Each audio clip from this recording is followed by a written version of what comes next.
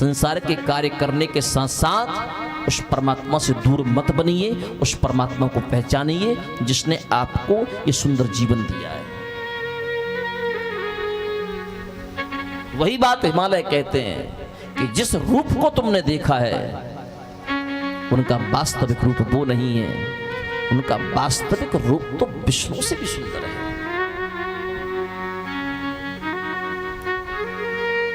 यहां पर ब्रह्मा जी और भगवान श्री हरि विष्णु और देवर्षि नारद दौड़े दौड़े भगवान शिव के पास पहुंचे। भगवान शिव से कहने लगे, प्रभु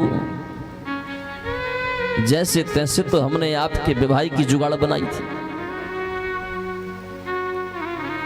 तुमको कौन अपनी बेटी देता, ना तुम में रहने के लक्षण, ना तुम में कहीं आने जाने के लक्षण,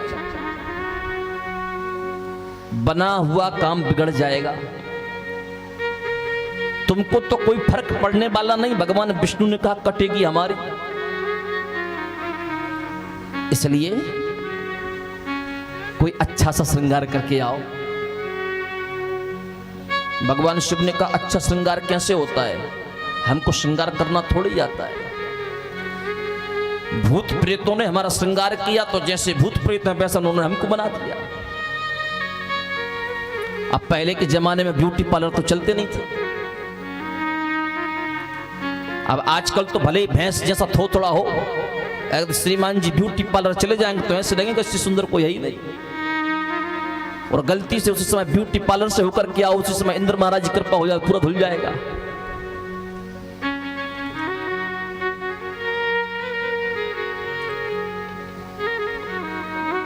अब भगवान शिव अपना श्रृंगार कैसे करें?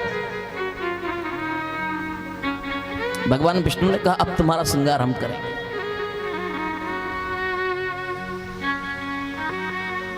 श्री शुद्ध जी महाराज कहना चाहते हैं, महात्मा भगवान श्री हरि विष्णु ने स्वयं अपने हाथों से महादेव का श्रृंगार किया।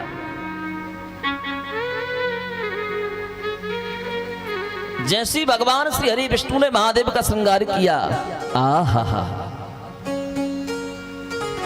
तद दृष्ट्वा सुंदरम शंभु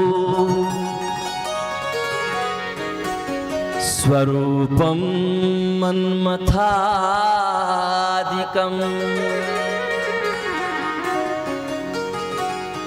आत्यर्हस्यो मुने त्वमहि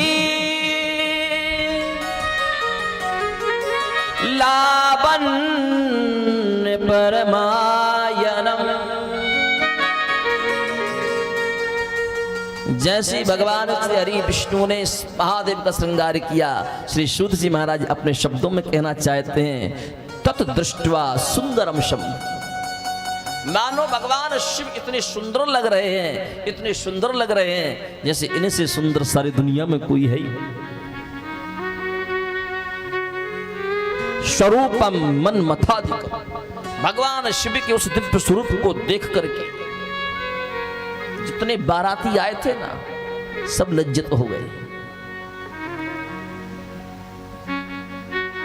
इतना सुंदर तो वर हमने कभी देखा ही नहीं। वरयाने श्रेष्ठ, बाराती कितने भी सुंदर हो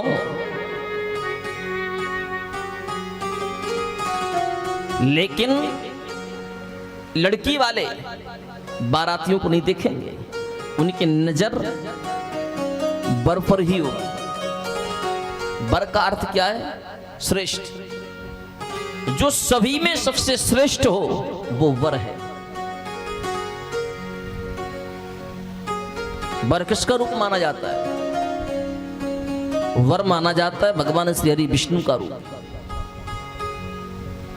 जब तक भगवान श्री हरि विष्णु ने शिव को तैयार नहीं किया तब तक शिव जी भी गड़बड़ बने रहे। शिव महापुराण की एक कथा कहना चाहती है कि जब आप दूल्हा बने तो दूल्हा बनते समय एक बार भगवान विष्णु का दर्शन कर लेना, भगवान विष्णु को याद कर लेना कि कहीं हमसे इस स्वरूप में, इस रूप में, इस रंग में ऐसा कोई अपराध ना बन जाए कि जिससे भगवान श्री विष्णु का श्राप हमको जीवन पर्यंत बर्बाद कर दे। आज के समय में विवाह संस्कार भी धीरे धीरे समाप्त हो गया, केवल ये दिखावा, एक नौटंकी रह गई। जिस दूल्हे को, जिस वर को भगवान विष्णु का रूप माना जाता है, वही दूल्हा बारात में पी करके जाता है।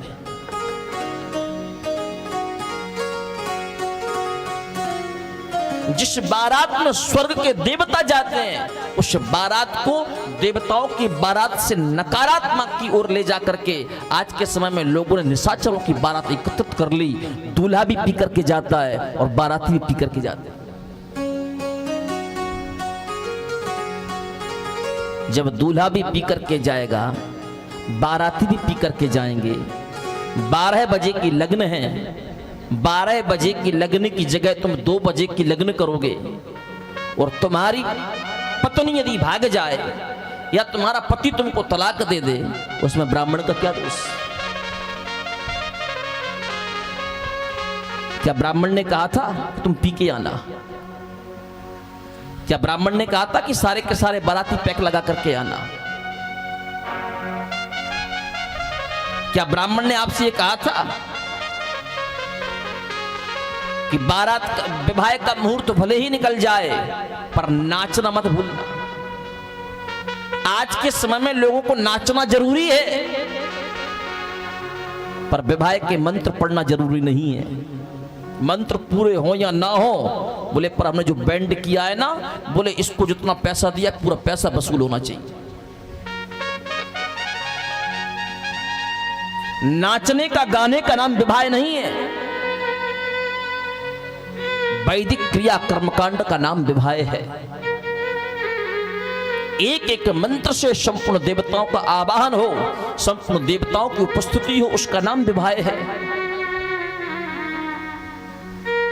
7 जन्मों के बंधन का नाम विवाह है। जीवन में सारे रिश्ते बदल सकते हैं, लेकिन जो पति पत्नी का रिश्ता है, यह 7 जन्मों तक अखंड रहता है, याद रखना। पति पत्नी के रिश्ते को आप बर्बाद मत करिए। पति पत्नी के रिश्ते को आज के समय में लोगों ने हवस का शिकार बना लिया है, वासना का प्रतीक बना लिया लोगों ने। लेकिन वास्तविक रूप से शिव महापुराण की कथा कहती है, जो पति पत्नी का जो रिश्ता है, ये परमात्मा को पाने के लिए, परमात्मा के पास पहुंचने के लिए, परमात्मा से मिलने के लिए ये संयोग है।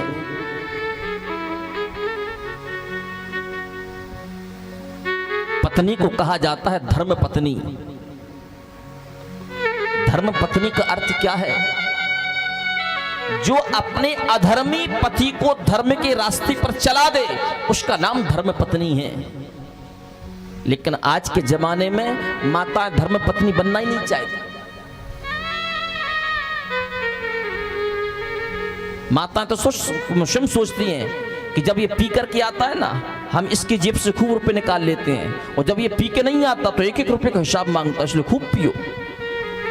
माता स्वयं नहीं चाहती कि मेरा आदमी पीना बंद कर दे।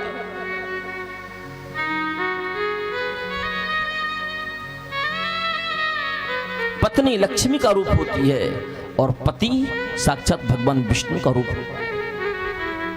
इसलिए विवाह में ये सावधानियां रखना बहुत जरूरी है, क्योंकि जीवन वर और कन्या का संवरने के लिए जा रहा है, रिश्तेदारों का नहीं। रिश्तेदारों का कितना काम है? आए मेहमान किसके और खाए पिए किसके। उनको आपकी शादी से कोई मतलब नहीं, शादी हो या बर्बादी। उनको समय पर खाने को मिला और तुमको 100 का दिया और दूर, कोई मतलब नहीं। उस 100 के चक्कर में अपने जीवन को बर्बाद मत करिए। विवाह में योग्य ब्राह्मण को बुलाइए। विवाह में बैंड नहीं भी आएगा तो चलेगा, विवाह में 4 मेहमान नहीं भी आए तो चलेगा, लेकिन विवाह में जो कर्मकांड की प्रक्रिया है वो पूरी होनी चाहिए। यदि आप अपने बेटा और बेटी का जीवन सुखी चाहते हो तो आज के समय में 70% पति पत्नी अपने आप से परेशान है। उसका मूल कारण यह है कि आप अपनी संस्कृति से बहुत दूर हो चुके हैं। विवाह संस्कार समाप्त होता जा रहा है। भगवान शिव की उस दिव्य सुंदरता को देख करके मैना भी गदगद हो गई। वाह, इतना सुंदर दामाद, मैंने तो पता नहीं इसके बारे में क्या क्या कह दिया। हे भगवान मुझे क्षमा करो। श्री सूत जी महाराज कहना चाहते हैं, महात्मन अब तो मैं न स्वयं बोल पड़े कि धन्या पुत्री मदीया यया तपितं महत्तपः यत् प्रभावान् महेशानत्वं प्राप्ता इह मुद्ग्रहे। धन्या पुत्री मदीयात्वम। अब मैं ना कहती कि मेरी पुत्री धन्य है। मेरी पुत्री से ज्यादा भाग्यशाली कोई नहीं है। महातपः, ना जाने इसने कितने जन्मों तक तपस्या की। यत् प्रभावान महेशानत्वम, इसकी कई जन्मों की तपस्या से भगवान शिव प्रभावित होकर के इसके बर बन करके आए हैं। अब तो मैं ना ये कहने लगी और शिव की सुंदरता को देख करके झूम उठी और शिव का गुणगान करने लगी। आइए हम आप सब मिल करके उस मैना के साथ, नारद के साथ, संपूर्ण हिमालय वासियों के साथ उस शिव की सुंदरता का दर्शन करें। शिव में खो जाएं, शिव में लीन हो जाएं, शिव में ध्यान मग्न हो जाएं। शिवम कल्याणम ददाति इति शिवदम। शिव ही कल्याणकारी है, शिव ही दिन है, शिव ही रात है, शिव ही मैं हूं और शिव ही तू है। बस ये भावना मैना के अंतरंग में आई और शिव के नाम में ऐसी मस्तानी हो गई, ऐसी मस्तानी हो गई। आहा हा।